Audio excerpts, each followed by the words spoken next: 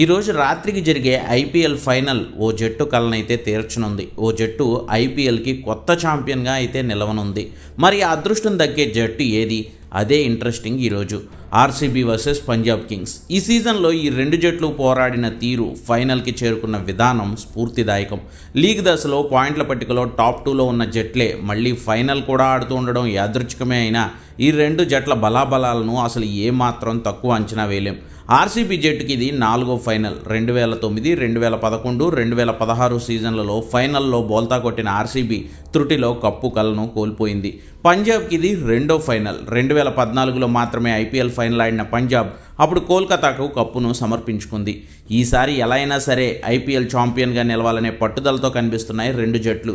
శ్రేయస్ అయ్యర్ నేతృత్వంలోని పంజాబ్ కుర్రాళ్లతోనే అద్భుతాలు చేస్తుంటే, విరాట్ కోహ్లీ 18 ఏళ్ల కలను తీర్చాలని రజత్ పాటీదార్ నేతృత్వంలోని ఆర్సీబీ కసితో రగిలిపోతోంది. గుజరాత్లోని అహ్మదాబాద్ నరేంద్ర మోడీ స్టేడియం వేదికగా జరిగే ఈ రోజుటి ఫైనల్ మ్యాచ్లో రెండు జట్లు హోరాహోరీగా తలపడడం అయితే ఖాయం. 18 ఏళ్లలో ఈ రెండు జట్లు 36 సార్లు తలపడగా చెరో 18 మ్యాచ్లు గెలుచుకున్నాయి. కానీ ఆఖరి 6 సార్లు ఈ రెండు జట్లు తలపడిన మ్యాచ్ల్లో ఆర్సీబీనే 5 సార్లు గెలిచింది. చూడాలి మరి ఈరోజు మ్యాచ్ని గెలుచుకుని 18 ఏళ్ల కలను తీర్చుకునేది ఎవరో, ఐపీఎల్కి సరికొత్త ఛాంపియన్గా నిలిచేది ఎవరో.